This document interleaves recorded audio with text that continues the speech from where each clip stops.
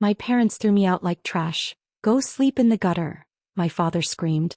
What they never knew was that I run a $15 million company from a single laptop. I didn't fight back. I quietly packed my things and walked out. 3 weeks later, their landlord knocked on their door, and I was standing right behind her. Before we get into everything, I want to ask, where are you watching from? Drop it in the comments. I always find it incredible how far these stories travel. Now let me take you back to where it all started. My name is Mara Ellington. I was 27 then, reserved, observant, and carrying the kind of emotional fatigue that comes from years of being told you're never enough. In my family, my role was simple: disappoint everyone and apologize for existing. My parents, Rhett and Vera, didn't just lack warmth. They specialized in cruelty disguised as discipline. Every conversation with them felt like walking into court already declared guilty. To them, I was the daughter who never succeeded, never tried hard enough, never amounted to anything. What they never suspected, and never cared to ask, was that while they mocked me for working on my laptop late into the night, I was quietly building a remote-run logistics and software company with 2 silent partners. On paper, it was already worth over $15 million. In their eyes, I was still a failure who lived under their roof. That evening's dinner was no different from the others at first. Passive-aggressive comments. Heavy silences. A few sharp remarks about money and responsibility. Then it spiraled. My father accused me of being useless. My mother joined in with her familiar sigh of disappointment. Something in him finally snapped. He stood up so fast his chair scraped loudly across the floor. "Get out," he yelled. "You contribute nothing to this house. Go sleep in the gutter for all I care." The words crashed into the room like broken glass. I expected anger to rise. Or maybe panic. What I felt instead was calm. A terrifying, steady calm. I didn't defend myself. I didn't explain. I didn't reveal anything. I simply stood, walked to my room, and began packing. 1 bag. That's all I took. My mother watched from the doorway, convinced I'd come crawling back. My father never even looked up again. When I stepped outside, the door shut behind me without ceremony. I stood on the porch for one short breath, then walked into the night without turning around. They thought they had just thrown away a failure. They had no idea they had just set the final domino in motion. The place I landed after leaving wasn't dramatic or temporary. It was a small rented studio on the edge of town. 1 room, thin walls, second-hand furniture, and a single narrow window that let in just enough light to work by. In the center of it all sat my laptop on a folding desk. That screen wasn't just a tool. It was everything I had built from nothing. Every contract, every system, every decision that had slowly shaped my company came through that one machine. What started as survival had turned into something real, something powerful. I wasn't alone in it, even if no one in my family knew that. Caleb Dorn handled operations with methodical precision, turning big ideas into moving parts. Lyndon Rusk managed the financial side with quiet brilliance, always 3 steps ahead of risk. They never questioned my judgment. They never spoke down to me. With them, I wasn't a problem to tolerate. I was the one they trusted. There was a time years earlier when I tried to share my dream at home.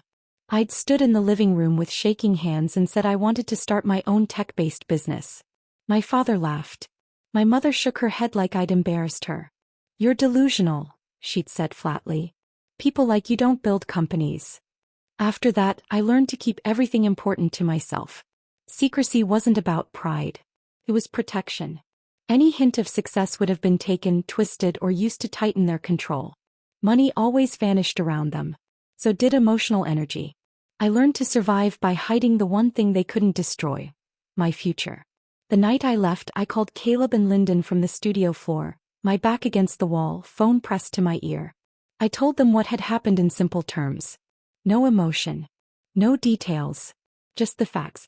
There was a long silence on the line before Caleb spoke first, sharp and controlled. He wanted me to act immediately. Lyndon agreed. Both of them did. Cut ties. Take control. Change everything at once. I told them no. Not yet. I needed time. Not to hesitate, just to choose the right moment. 2 days later, chance handed me a thread I hadn't been looking for. A neighbor from my parents' street recognized me outside a grocery store. We spoke briefly, awkwardly. As we were about to part ways, she hesitated and mentioned something in a lowered voice. Rent hadn't been paid in months. Notices had been posted. The landlord was furious. Mrs. Hardwick, she said, was done being patient. That night, I sat in the quiet of the studio, staring at the dim reflection of my face in the dark laptop screen after a long work session. For the first time since walking out, my thoughts stopped racing. Something clear formed in its place. It wasn't rage. It wasn't impulse. It was precise. Calculated. And once the idea took shape, I knew I wouldn't abandon it. Mrs. Hardwick arrived the next afternoon without warning. She was tall, stiff-backed, her gray hair pulled into a tight bun, eyes sharp with years of dealing with unreliable tenants. There was no warmth in her expression, but there was a sense of order to her. Someone who believed in rules and expected them to be followed. She stepped into the studio, surveyed the cramped space, and let out a slow breath before speaking. What followed wasn't a casual visit. It was a release of long-held frustration. She spoke about missed payments stacking up month after month, about damage inside the house that had been ignored, about maintenance requests that were met with hostility instead of cooperation. Her voice didn't tremble with anger so much as fatigue. She was tired of being blamed, tired of being disrespected, tired of carrying the financial weight alone. She explained how every attempt to resolve things had been met with excuses or outright refusal. I listened without interrupting, absorbing each detail carefully. And as she spoke, I realized something important. She wasn't just angry. She was stuck. She needed a way out. That was the opening. When she finally paused, I asked a simple question: whether she had ever considered selling the property. She looked surprised, then hesitant, as if she assumed I was speaking out of courtesy rather than possibility. I followed with another question. Then another. I asked about outstanding balances, remaining loan obligations, legal requirements for removal of occupants, and the formal steps needed to take control back from people who refused to uphold their end of a contract. Her posture shifted slightly. The conversation changed tone. At first, she responded cautiously, assuming I was only curious. But when I told her I had the ability to move forward quietly and without delay, her eyes narrowed with suspicion. She studied my face as if expecting a punchline that never came. I repeated the offer with calm certainty. No intermediaries. No public listing. A private transfer. Silence stretched across the small room. Then realization settled in. She asked if I was serious. I said yes. We spoke for over an hour after that. About conditions. About timelines. About documentation. About the proper legal channels that would need to be followed. There was no excitement in my voice, no anger, no trace of personal attachment to the people she was describing as her problem tenants. Only intent. I made it clear that I wasn't seeking confrontation. There would be no scenes, no shouting, no emotional spectacle. Everything would be handled by the book. Notices. Deadlines. Enforcement. Consequences that could not be argued away. Mrs. Hardwick leaned back in her chair when I finished outlining the path forward. For the first time since she arrived, her expression shifted, not to relief but to disbelief. She hadn't expected the solution to come from me. She asked one final time if I understood what I was proposing. I told her I did. She nodded slowly, then extended her hand. The agreement wasn't signed that day, but the direction was. And once she left, the course of everything ahead had been quietly, permanently set. Caleb and Lyndon didn't understand at first why I wanted them there. When I asked them to come with me for an on-site visit, they exchanged looks over the call but agreed without pressing for details. The drive was quiet. Both of them studied the exterior of the building as if expecting an explanation to appear on the walls. I gave none. Inside, they moved through each room with professional focus, checking structure, noting repairs, estimating costs. Their confusion was obvious, but so was their loyalty. Whatever I was planning, they trusted that there was a reason. Negotiations began immediately. There were no drawn-out discussions, no idle chatter. I spoke in numbers. In timelines. In certainty. Access to capital shifted the balance of power instantly. Mrs. Hardwick arrived with documents prepared and hesitation already worn thin by months of loss. She reviewed the terms twice, asked a few final questions, then signed the initial agreements with visible relief. The burden that had weighed on her posture seemed to lift the moment the pen left the paper. While they discussed logistics inside, I stepped back and looked at the house from the sidewalk. The same walls that once felt permanent now looked fragile. I watched the windows without really seeing inside them, feeling everything at once. Old resentment tightening in my chest, grief for what never existed, and a faint sense of release I hadn't expected. This place had shaped me. And now, in a way I never imagined, it belonged to me. The final transfer was structured through my LLC to keep my name disconnected from the transaction. No personal identifiers. No easy trail. Just clean documentation and legal distance. By the time the last signature dried, ownership had shifted without ceremony. Nothing changed on the outside.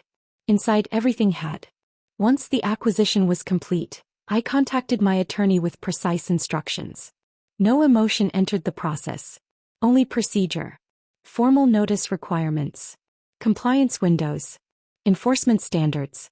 Every step aligned exactly with state regulations. There would be no shortcuts and no errors. Caleb watched silently from the corner of the office during that call. Lyndon reviewed the closing figures on his tablet, making small adjustments with careful efficiency. Neither of them asked why. They didn't need to. When it was finished, I sat alone for a moment after the line went dead. No victory rush. No trembling hands. Just stillness. A quiet, grounded steadiness I had never felt before. For the first time in my life, events weren't happening to me. I was directing them.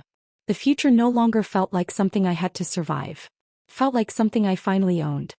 The first notice arrived on a dull weekday morning, slipped through the mail slot without ceremony. Official lettering.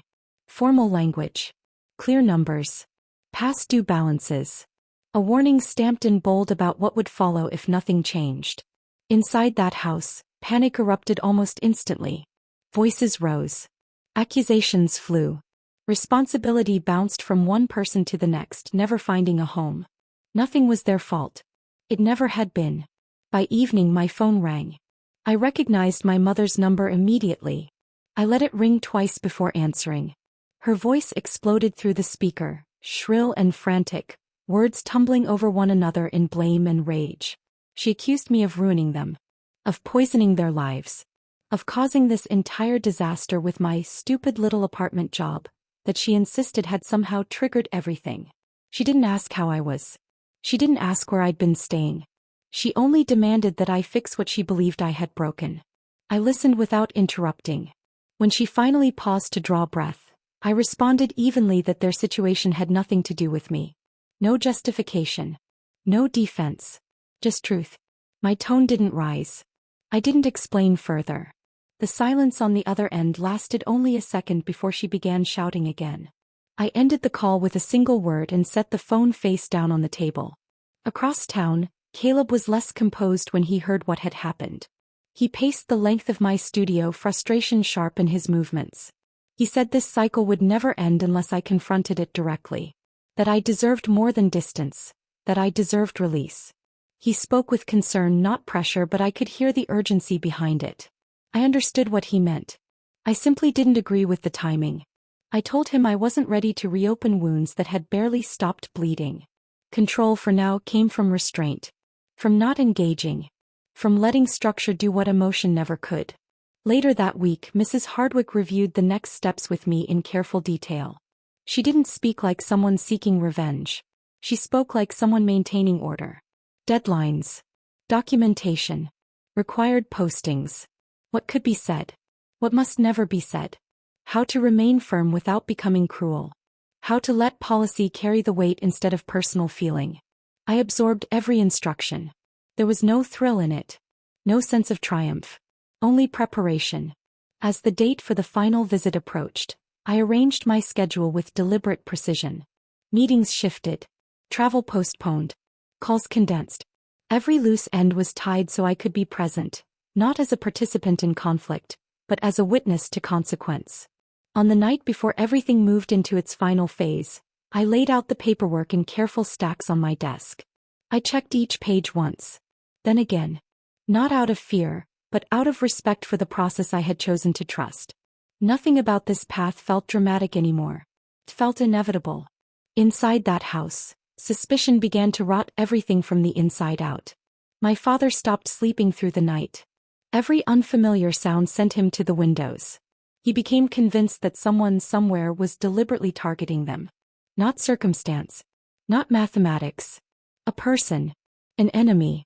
He spoke about warning signs, hidden hands, quiet punishments meant to destroy him without leaving fingerprints. My mother listened with widening fear, feeding his certainty with anxious agreement. One evening long after dark I drove through the street with my headlights off, slowing as I passed the property. No one saw me. The curtains were half drawn. A single light flickered behind the front window. From the outside the house looked unchanged. From the inside I knew it was collapsing. I parked a short distance away and watched in silence, feeling something unfamiliar twist through my chest. I wasn't intervening. I wasn't interfering. I was only witnessing the result of a lifetime of choices finally answering back. Lyndon called me shortly after that drive. His voice carried a caution he rarely used. He warned that proximity to situations like this could blur important boundaries. That emotional distance, once crossed, was rarely regained. He said power didn't come without risk. I listened carefully. I valued his judgment.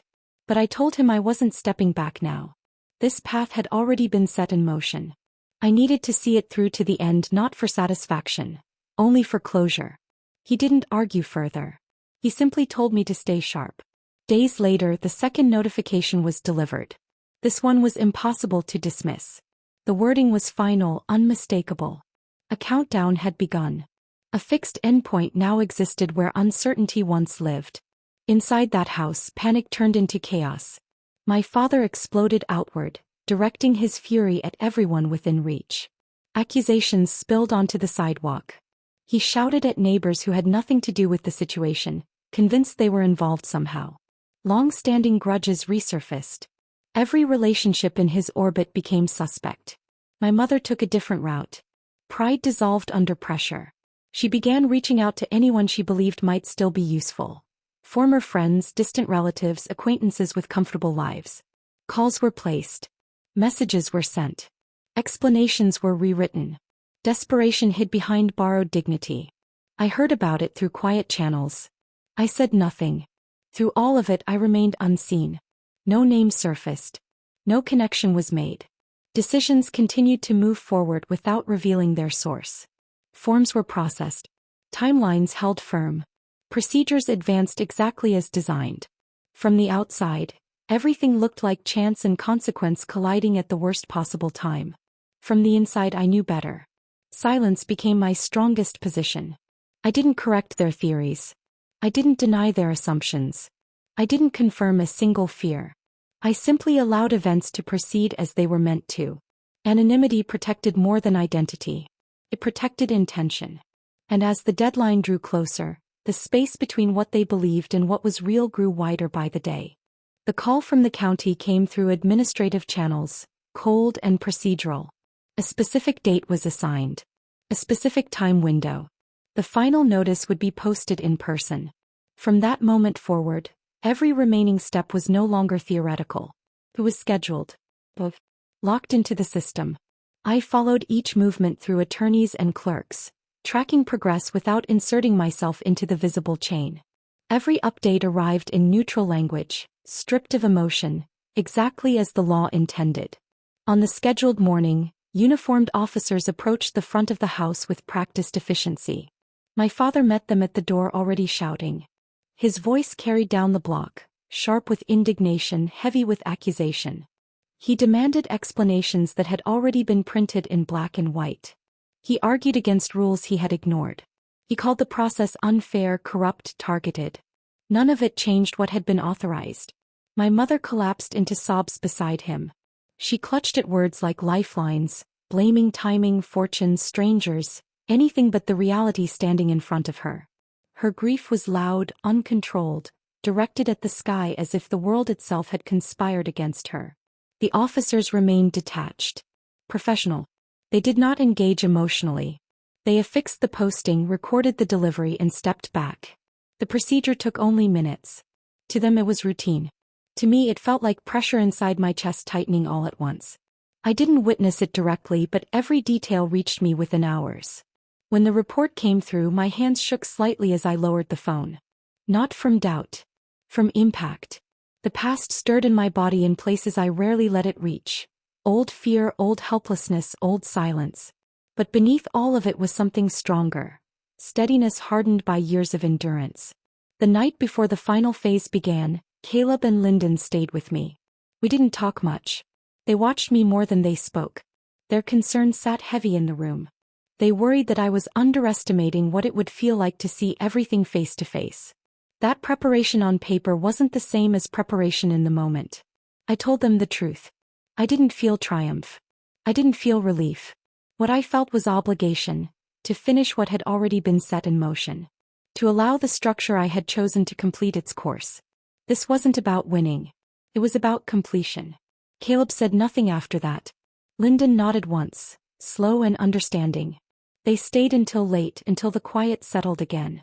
Alone, I stood by the window of the studio and looked out into the dark street. Somewhere across the city, a countdown was now visible on paper, nailed to a door. I knew the exact date it would end. I knew precisely where I would be when it did. But I also knew something else. When the truth finally surfaced, it would be on my terms. Not in anger. Not in haste. Only when the timing was exact. Morning arrived without drama, pale and steady, as if nothing significant was about to unfold. Mrs. Hardwick visited my studio first. She stood just inside the doorway, holding a small folder against her chest. For a woman who usually carried herself with rigid authority, her expression was unexpectedly soft. She said this would be her final appearance connected to that address. Her voice tightened slightly as she thanked me, not with sentiment but with genuine relief. The building that had dragged her toward financial collapse was no longer hers to carry. I acknowledged her words with a quiet nod. Gratitude passed between us without ceremony. Once she left, I laid everything across the desk in precise order. Documents verifying control. Court-authorized directives. Scheduled enforcement window. Each page aligned neatly, edges squared, corners untouched. I reviewed every line without rushing. The margins felt heavier than they should have, as if they carried more than ink and signatures. When I finished, I closed the folder with deliberate care and set it beside my bag. I dressed in muted tones, structured, plain, deliberately unremarkable. No traces of emotion were allowed onto fabric or posture. Hair pulled back. Expression settled into neutrality. Anyone passing me on the street would have seen only another professional moving through an ordinary morning. Nothing in my appearance hinted at the history attached to the destination ahead. Caleb waited by the car. The city hadn't fully woken yet. Traffic was thin. He watched me approach, studied my face for signs I refused to display. As I reached the passenger door, he leaned closer and spoke softly, asking if I was prepared for what was about to happen. I didn't answer with words. I met his gaze and gave a single, steady motion of the head. That was all the confirmation he received. We drove the remaining distance in near silence. Buildings passed like markers of time I no longer counted. With every block, the weight inside my chest shifted.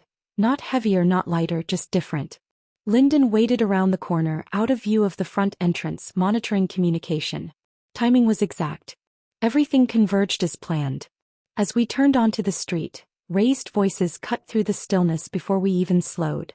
Two figures stood on the front porch, already in heated motion, their anger spilling outward without aim. Mrs. Hardwick stood at the base of the steps, posture firm despite the storm directed at her. Accusations flew toward her in rapid bursts. Demands followed. The noise felt raw, unfiltered, desperate. Caleb parked a short distance away. We stepped out together. The house ahead looked unchanged in structure, yet everything about its meaning had already shifted. The air around it felt tight, vibrating with tension that no shouting could release. I adjusted the weight of the folder in my hand, straightened my shoulders, and moved forward with measured pace. The moment of convergence had arrived. My father was still in mid-rant, his voice sharp and relentless, when his attention shifted. He had been directing every insult toward Mrs. Hardwick, cutting at her with the confidence of someone who still believed he held the upper hand. Then his gaze drifted past her shoulder. His words faltered. For a brief second, confusion crossed his face before recognition settled in. He stared at me. His expression changed instantly. The anger twisted into something else. Assumption. Disdain. Certainty. He scoffed and gestured in my direction as if the outcome were already decided. To him, my presence meant only one thing. He believed I had come to plead. I said nothing. Mrs. Hardwick shifted her position then, moving a single step to the side. The motion was small, but it altered everything. She straightened her spine, turned to face them fully, and spoke with steady clarity. "This is the new property owner." The words landed with a force no shouting could match. My father froze. His mouth opened, but nothing came out. The color drained from his face in stages, disbelief replacing fury as his mind tried, and failed, to rearrange the meaning of what he had just heard. My mother swayed where she stood, the strength draining from her legs. One hand flew to her chest as if the ground had dropped away beneath her. For a moment neither of them spoke. I remained still. My tone, when I finally used it, carried no heat and no triumph. Only precision. I identified myself as required. I confirmed the change in ownership. I outlined the remaining time frame exactly as written. I clarified what was enforced, what was not negotiable, and what would happen next if the conditions were ignored. Every sentence followed structure. Nothing strayed into emotion. My father tried to interrupt once. I did not acknowledge it. My mother whispered my name in disbelief, as if testing whether it was real. I neither argued nor defended. I did not revisit the past. I did not recite grievances. I didn't explain how it was possible or when it had begun. Those details no longer mattered. The only things that mattered were the present conditions and the future consequences now in their hands. Their reactions unfolded in silence. But fear, panic waiting just beneath the surface. When I finished speaking, I closed the folder without haste. The sound was quiet, but it marked an ending more clearly than any raised voice could have. I looked at both of them, truly looked, for the first time since stepping onto the street. Then I told them they had options. Limited ones. Defined ones. Their own. The same freedom of choice I had never been allowed. I did not wait for a response. I turned without hesitation and walked back toward the curb. Behind me, I felt the weight of their stares, their shattered certainty, their sudden understanding. But I did not slow. Whatever they chose after that no longer belonged to me. For the first time in my life, the outcome rested entirely in their hands. Inside the house, disorder took over almost immediately. Drawers were pulled open and slammed shut. Voices clashed in rising panic. Furniture scraped across floors as hurried plans collapsed one after another. My father moved without direction, grasping at solutions that no longer existed. My mother drifted from room to room in disbelief, muttering questions with no answers left to give. For the first time there was no one else to accuse. No stranger to blame. The truth pressed in from every side. They had carried themselves here step by step. At the curb I didn't linger. Caleb waited beside the car, quiet and steady. Lyndon joined us from down the block, phone lowered at last, his work complete. Neither of them spoke as I approached. They didn't need to. Everything essential had already happened. I took one last breath of the air on that street. No victory in it, no bitterness either, only release. We drove away without looking back. Days later, I stood in the doorway of a different place entirely. Sunlight poured through wide windows onto clean floors untouched by memory. The space was simple, open, and mine by choice rather than circumstance. I hadn't selected it in anger. I hadn't chosen it to prove anything. I chose it because it felt quiet. Because it felt like a beginning that didn't owe its existence to conflict. Boxes were unpacked slowly. Objects found new positions. Each arrangement felt deliberate in a way my past had never allowed. There was no tension in the walls. No voices waiting to erupt. Only silence that felt safe instead of threatening. At night, I sat alone in the living room with no lights on, watching reflections move across the glass as the city shifted beyond it. I expected to feel satisfaction. I expected a rush of justification or triumph. None came. What settled instead was something steadier and far more lasting. Peace. Not the fragile kind that depends on someone else's defeat. The quiet kind that grows when a pattern is finally broken. I thought about the girl who once learned to shrink in order to survive. The one who measured every word, anticipated every mood, absorbed blame like it was air. That version of me no longer needed to exist. The world I had stepped into required no shrinking at all.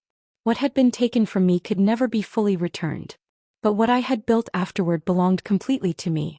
Not as a weapon. Not as leverage. As a life. Caleb visited that weekend. Lyndon followed later with updates and quiet congratulations. Work continued. Momentum carried on. The future unfolded without the weight of old voices pressing against every step. For the first time, my progress was no longer something to hide. I didn't feel like I had won. I felt like I had finished something. The cycle that defined my childhood ended not with fire but with finality. Not with destruction but with distance. I hadn't needed to become cruel to escape cruelty. I hadn't needed to destroy to be free. I chose to leave with dignity instead of rage, clarity instead of chaos.